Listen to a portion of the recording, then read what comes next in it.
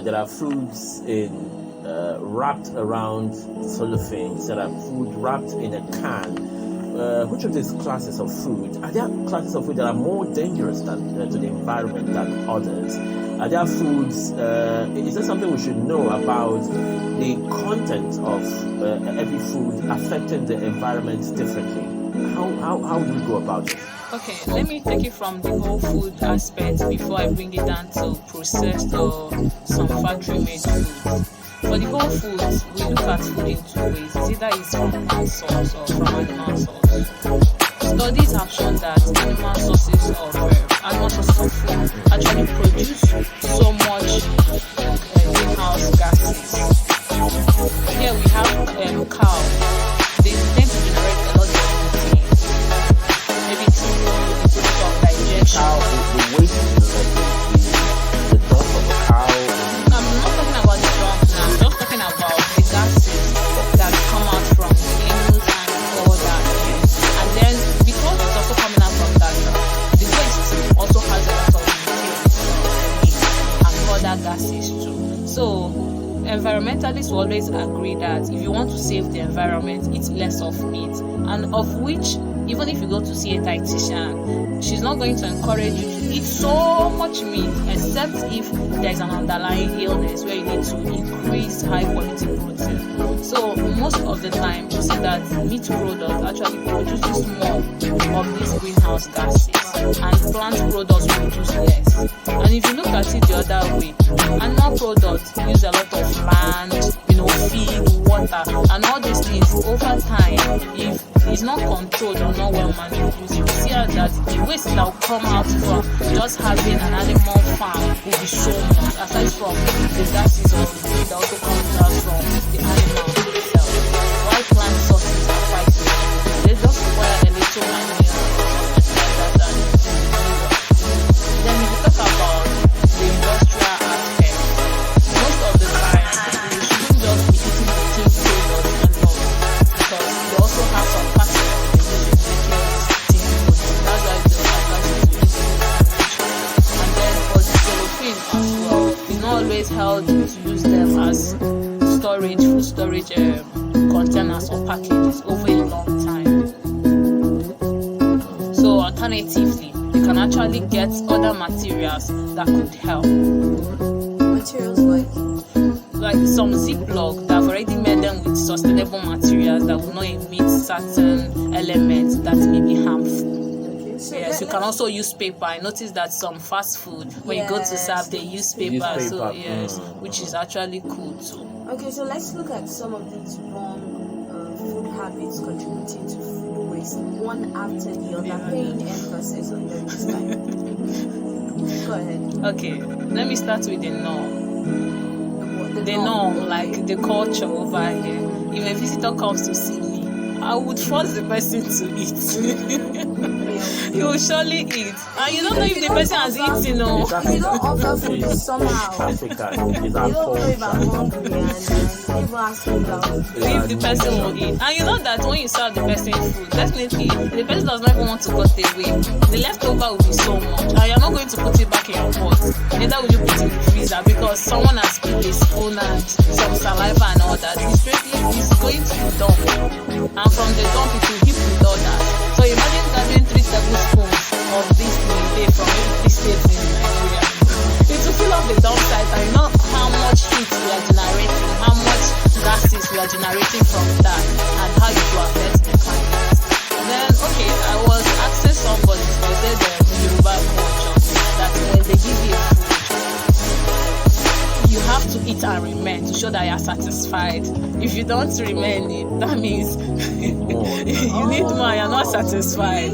So all these norms are just habits. Because if you look at habits, what I explained earlier, I said it's like the way you serve, you eat, you cook, and do so many other things with food. Okay, let me also bring it to the restaurant aspect, because you have a lot of turnover, a lot of customers and clients coming. You just overcook and you don't properly stop. At the end of the day, you waste it. When I was actually going through this, the things I would talk about, I found out that in UK that there is this volunteer team. Every leftover from a restaurant, they carry it to indigent people or to homes, people's home and give it out as charity. It's much better than when you say you're refrigerating it and at the end of the day you still dispose it. Because trust me, most people don't like the refrigerated food. Once they get that sales taste, it's going to waste. It will still generate these greenhouse gases and at the end of the day cause climate crisis. So if we can practice one or two of these things, just little by little, we just find out that we are making change.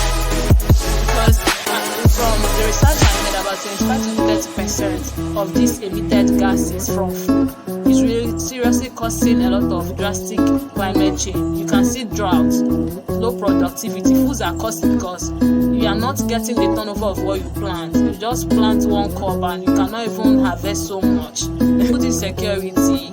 Some people, because of pest destruction and some other climatic changes, they can't harvest so much. So the little one available that is being sold will still buy it with so much money and will still get to the house and will still waste those food. So I think the best thing is just for us to be aware that the food waste, food losses affect our environment, and then for us to take little actions and help the environment as well and ourselves. Oftentimes when we talk about food food waste in Nigeria, the question that keeps creeping out, the question that keeps popping out is, do we have a standard for food age here in Nigeria? If you have a family of four, a wife and a husband and 2 children, and you decide to eat rice, how much of a cup of rice are they consuming at the morning?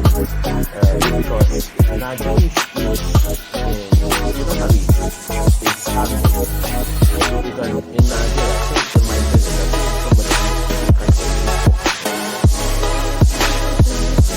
and you keep wondering, where is it going? My former workplace, people know where I'm coming from. My former workplace, I think somebody who can take as much as cup of rice as it goes. There's common knowledge, they know. So I ask myself, and the person is not a laborer. It's not a laborer. Just a moderate. He was a bouncer. He was a liquid lifter before. But I don't think that will, suit to consume more. So we don't have a table standard.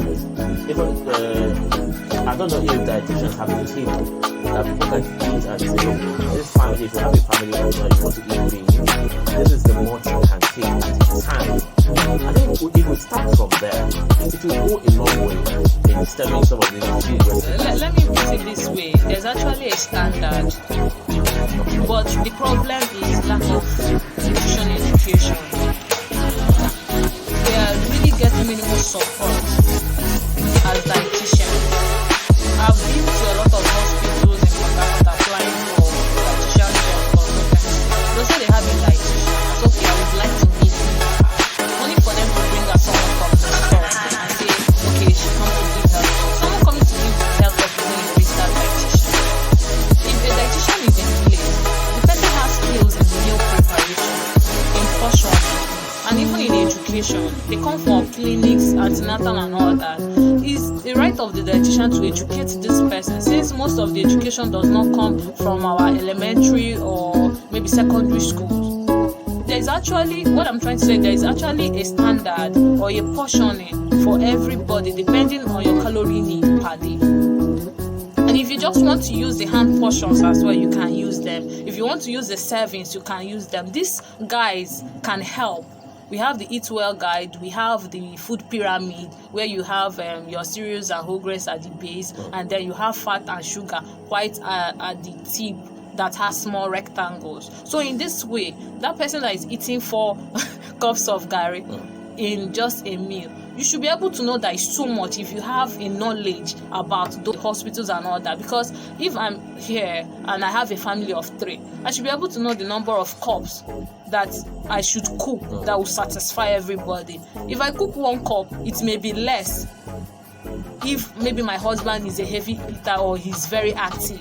So I should be able to estimate right, so that whatever that is cooked will be served, and as it's being served, it will be adequate enough to meet their needs, and there will be less waste. What about the people? Okay, for the people, I always encourage them. The hospitals are there. You PTH, BMH, and all that. There are also private clinics. Try to see a dietitian or a nutritionist, not because you have a problem, but because you want to be guided and you want to do it right. So, and also encourage my colleagues, those that have opportunity, speak out on media, go to school. There was a time I was in a school.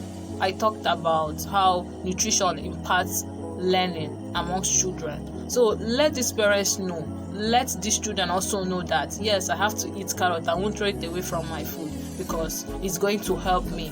I would see better when I eat carrot, all those things. Just try to make it more creative, and that way they will be able to learn. And once they know a particular food, they'll know, oh, this food gives me this food is good for my eyes. They would eat it.